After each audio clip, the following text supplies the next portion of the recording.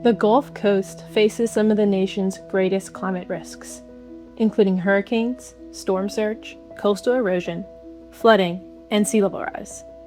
Vulnerable communities in critical industries like shipping and energy production are concentrated along the coastline. Hurricane Ian alone caused $112 billion in damage. The stakes could not be higher as the frequency of these hurricanes and coastal storms continues to rise. Governments like Plaquemines Parish in Louisiana are taking charge against these growing threats by creating strategies with Arcadis that use traditional gray infrastructure, such as levees, while integrating nature-based solutions such as coastal marsh restoration used at Spanish Pass.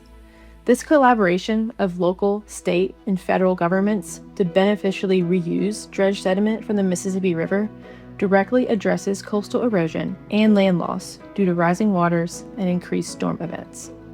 Nature-based solutions like this not only reduce storm surge and coastal erosion, but also strategically improves ecological function and services, supporting biodiversity and economic sectors like fishing that rely on healthy ecosystems.